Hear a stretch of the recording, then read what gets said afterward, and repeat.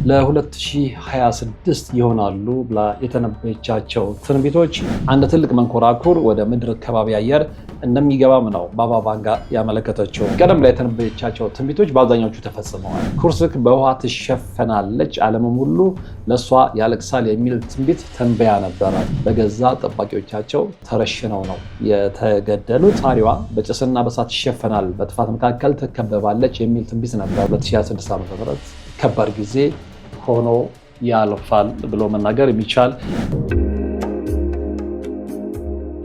የቴምር ሪል ስቴትን ማስታወቂያ ሰምተን እንመለስ።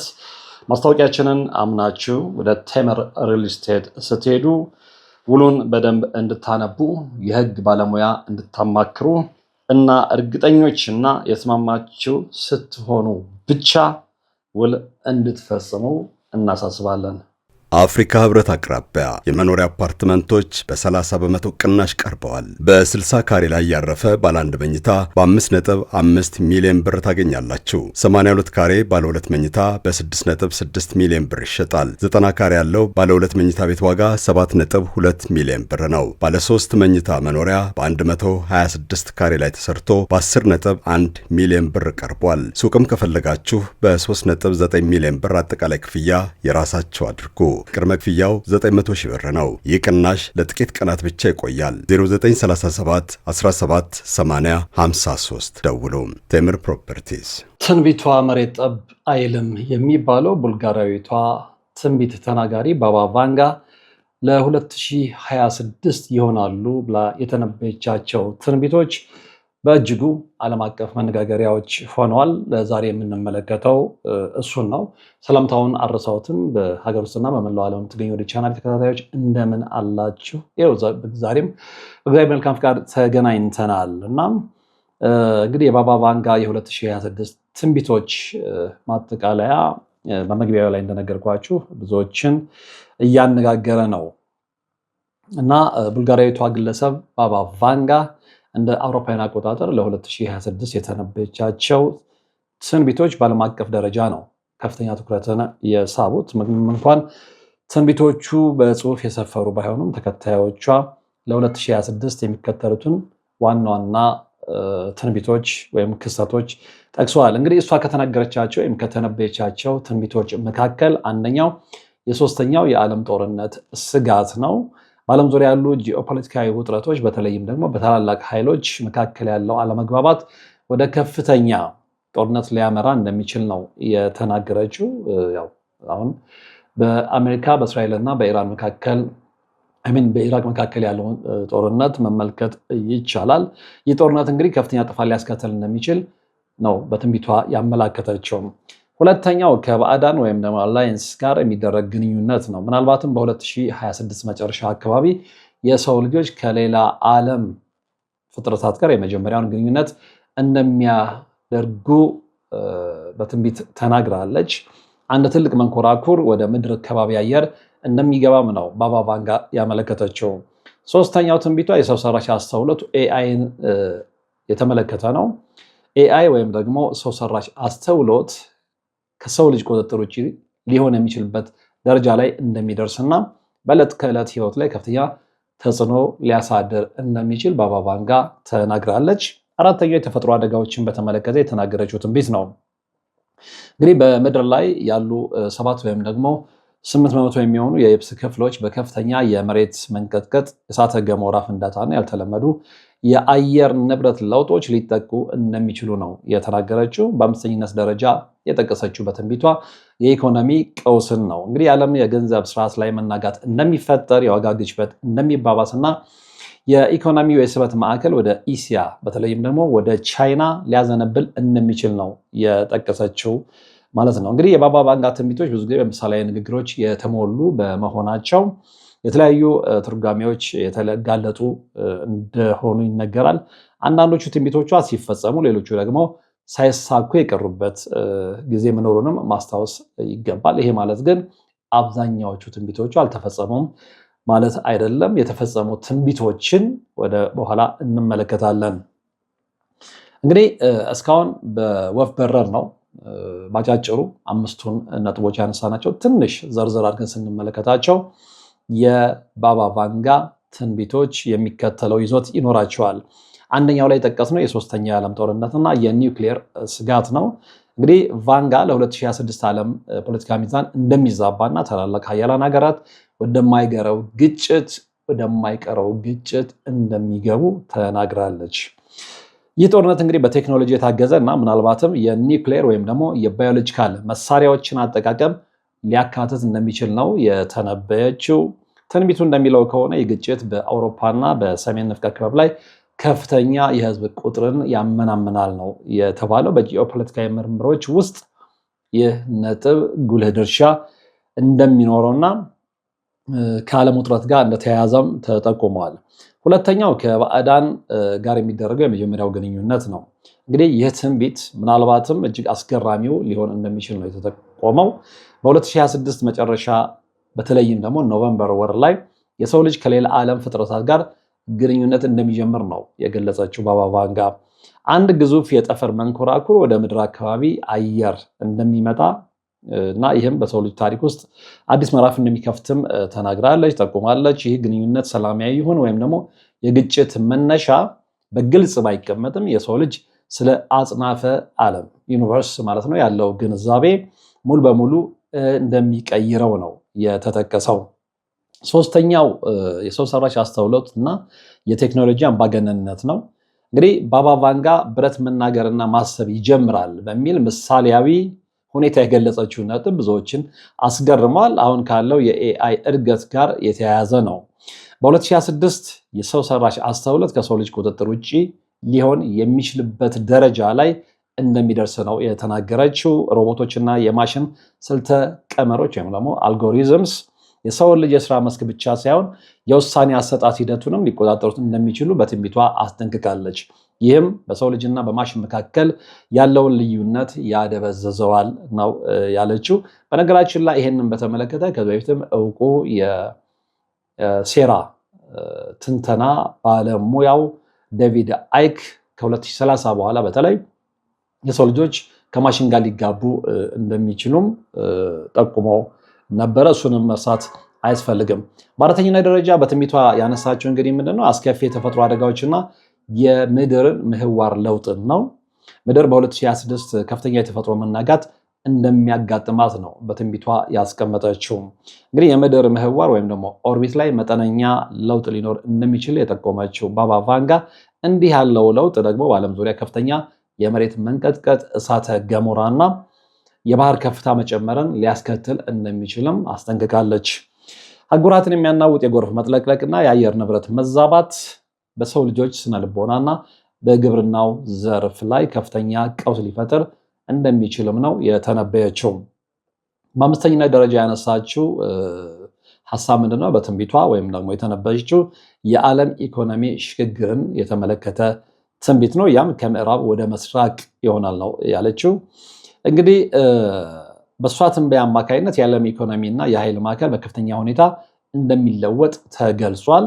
የምዕራባውያን ኢኮኖሚ በተለይም ደግሞ የአሜሪካ ዶላር የበላይነት ላይ መዳከም እንደሚታየና በምትኩ የምስራቃውያኑ እንደ ቻይና እና ህንድ ያሉ ተጽዕኖ እንደሚጨምር ነው የጠቆመችው።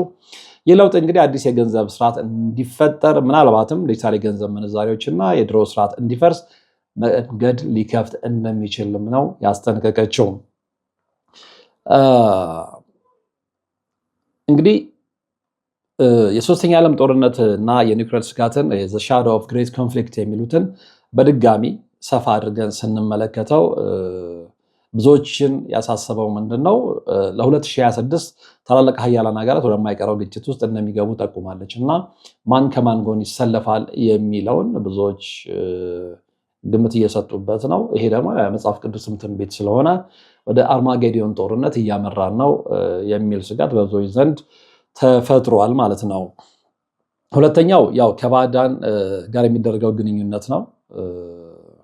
እጅግ አስገራሚው ትንቢት ነው የተባለው ይሄ በ2026 መጨረሻ የሰው ልጅ ከሌላ ዓለም ፍጥረት ጋር እንደ ግንኙነት እንደሚፈጥር ወይም ደግሞ እንደሚጀምር ነው የሚገልጸው እና እነዚህን ነገሮች ተመልክተን ይሄ ነገር ዝም ብሎ ትንቢትስ ቢሆን እና አንድ ሰው ይሄንን ስለተናገረ ብቻ ይሆናል ብሎ ከወዲሁ መሸበር አስፈላጊ አይደለም የሚሉ አስተያየቶች ይሰጣሉ። ነገር ግን የባባ ቫንጋን የቀድሞ ታሪክ የቀድሞ ልምድ ስንመለከት ብዙዎቹ ትንቢቶቿ ሆነዋል እና ለመሆኑ ባባ ቫንጋ ከዚህ በፊት ተንበያ የደረሱላት ትንቢቶች ምንድን ናቸው? ስለዚህ እነሱ የሚደርሱ ከሆነ ወይም እነሱ የደረሱ ከሆነ ከዚህ በኋላ የምትተነበያቸው ትንቢቶች እንዴት ላይ ደርሱ ይችላሉ የሚልም መከራከሪያ ሀሳብ የሚያነሱ ሰዎች አሉ። እንግዲህ ይቺ ሴት በህይወት በነበረችበት ሰዓት ላይ በነገራችን ላይ አሁን በህይወት የለችም። ቀደም ላይ የተነበየቻቸው ትንቢቶች በአብዛኛዎቹ ተፈጽመዋል። አብዛኛዎቹ ለዚህም ነው እንግዲህ ብዙዎች ከኖስትራዳመስ ጋር እያነጻጸሯት ያሉት ማለት ነው። እንግዲህ እንደውም ጭራሽ ባባ ቫንጋ የባልካን ኖስትራዳመስ በሚልም መጠሪያ እንድትታወቅ ሆኗል ማለት ነው። ካላት ችሎታ የተነሳ ማለት ነው። እና አንዳንዶች ደግሞ ጠንቋይ ነች፣ ጠንቋይ እንደዚህ አይነት ነገር ማድረግ አይሳነውም የሚሉ አሉ። ኤኒዌይ ከዚህ ቀደም ተንበያቸው በትክክል ተፈጽሟል የተብለው የተመዘገቡላትን በርካታ ክስተቶች ነው ከዚህ ቀጥሎ የምንመለከተው ማለት ነው። ለመሆኑ ቡልጋሪያዊቷ ባባ ቫንጋ ከዚህ በፊት ተንበያ የደረሱት ዓለም የሚያውቃቸው ትንቢቶች የትኞቹ ናቸው? አንደኛው የ9/11 የአሜሪካን የሽብር ጥቃት ነው፣ በ2001 ዓ.ም እውን የሆነው ማለት ነው። እንግዲህ ባባ ቫንጋ በ1989 የተናገረችው ትንቢት እጅግ አስገራሚ ነበር። ያ ምንድነው? አስፈሪ አሜሪካውያን ወንድሞች በብረት ወፎች ተመተው ይወድቃሉ ነው ያለችው። ልብ አድርጉ። አሜሪካውያኑ ወንድሞች በብረት ወፎች ተመተው ይወድቃሉ፣ ተኩላዎች በቁጥቋጦ ቡሽ ውስጥ ይጮሃሉ፣ ንጹህ ደምም ይፈሳል ብላ ነበረ። ይህን ያለችው እንደ አውሮፓውያን አቆጣጠር 1989 ዓ.ም ላይ ነው። ይህ ትርጓሜው ምንድን ነው የሚለውን ስንመለከት እንግዲህ ብረት ወፎች የተባሉት አውሮፕላኖች ሲሆኑ መንታ ህንፃዎቹን መምታታቸውን ነው የሚያሳየው። ቡሽ ወይም ቁጥቋጦ የሚለው ቃል ደግሞ በወቅቱ የነበሩትን ፕሬዚዳንት ጆርጅ ደብሊው ቡሽን እንደሚያመለክት ነው የተጠቆመው። ሁለተኛው የኮርስክ የባህር ሰርጓጅ መርከብ አደጋ ነው፣ በ2000 ዓ.ም የደረሰው ማለት ነው።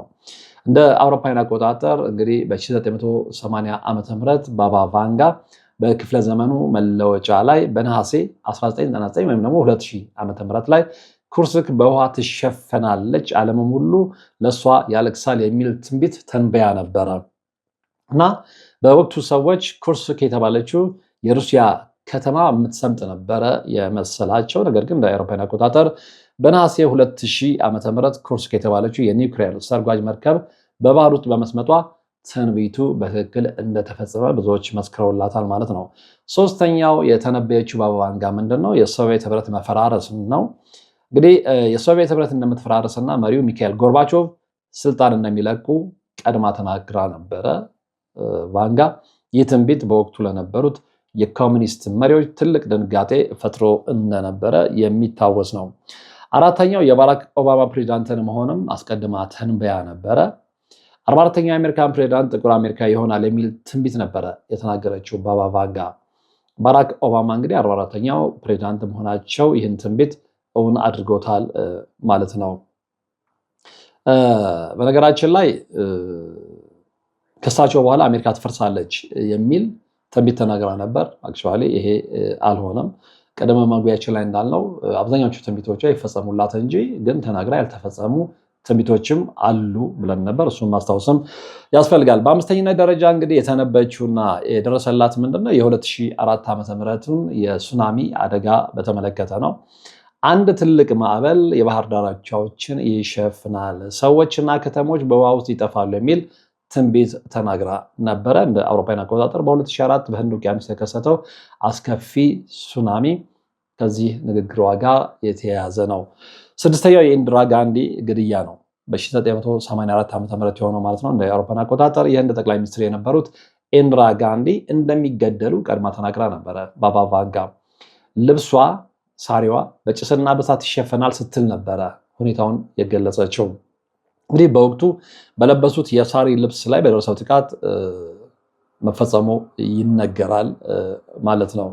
እንግዲህ እነዚህን ሁለቱን ጉዳዮች በተለይም ደግሞ የሶቪየት ህብረትን መፈራረስና የኢንዲራ ጋንዲን ግድያ ደግሞ ትንሽ ሰፋ አድርገን ስንመለከተው የሚከተለው እውነታ ላይ እንደርሳለን ማለት ነው። አንደኛው የኢንዲራ ጋንዲ ግድያ ነው። የተነበየችው በ1969 ዓመተ ምህረት ነው እንደ አውሮፓውያን አቆጣጠር ማለት ነው። ጠቅላይ ሚኒስትር የነበሩት ኢንዲራ ጋንዲ እንደሚገደሉ ባባ ቫንጋ አስቀድማ የተናገረችው ትንቢት በብዙዎች ዘንድ እጅግ አስደንጋጭ ነበረ። ልብሷ ወይም ሳሪዋ በጭስና በሳት ይሸፈናል፣ በጥፋት መካከል ትከበባለች የሚል ትንቢት ነበረ የተናገረችው። እናም እንደ አውሮፓን አቆጣጠር ኦክቶበር 31 ቀን 1984 ኢንዲራ ጋንዲ በገዛ ጠባቂዎቻቸው ተረሽነው ነው የተገደሉት። በወቅቱ እንግዲህ ጥይቱ በደረታቸው ላይ ሲያርፍ የለበሱት የሳሪ ልብስ በደምና በባሩድ ጭስ ተሸፍኖ እንደነበረ የወቅቱን ሁኔታ የሚያስታውሱ ሁሉ የሚመሰክሩት ነው።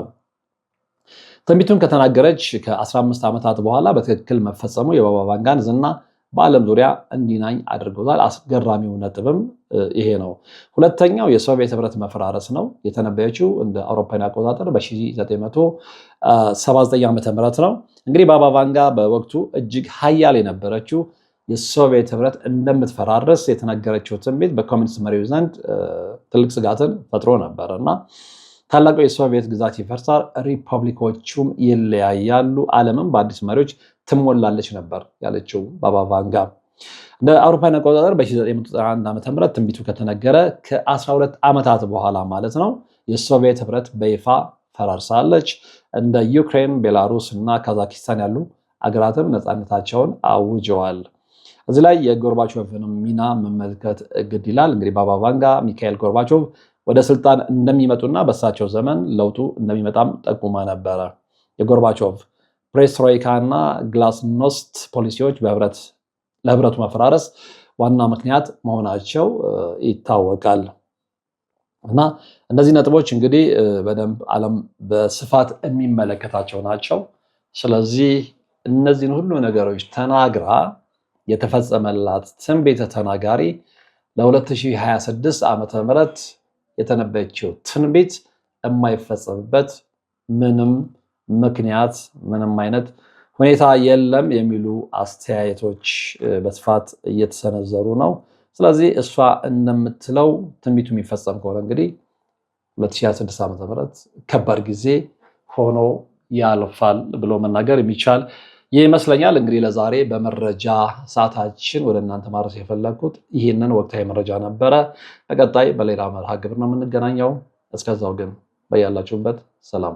የቴምር ሪል ስቴትን ማስታወቂያ ሰምተን እንመለስ።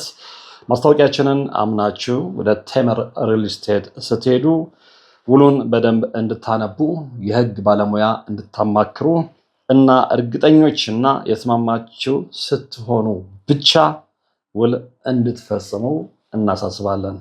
አፍሪካ ህብረት አቅራቢያ የመኖሪያ አፓርትመንቶች በ30 በመቶ ቅናሽ ቀርበዋል። በ60 ካሬ ላይ ያረፈ ባለ 1 መኝታ በ5.5 ሚሊዮን ብር ታገኛላችሁ። 82 ካሬ ባለ 2 መኝታ በ6.6 ሚሊዮን ብር ይሸጣል። 90 ካሬ ያለው ባለ 2 መኝታ ቤት ዋጋ 7.2 ሚሊዮን ብር ነው። ባለ 3 መኝታ መኖሪያ በ126 ካሬ ላይ ተሰርቶ በ10.1 ሚሊዮን ብር ቀርቧል። ሱቅም ከፈለጋችሁ በ3.9 ሚሊዮን ብር አጠቃላይ ክፍያ የራሳችሁ አድርጉ። ቅድመ ክፍያው 900 ሺህ ብር ነው። ይህ ቅናሽ ለጥቂት ቀናት ብቻ ይቆያል። 0937 17 80 53 ደውሉ።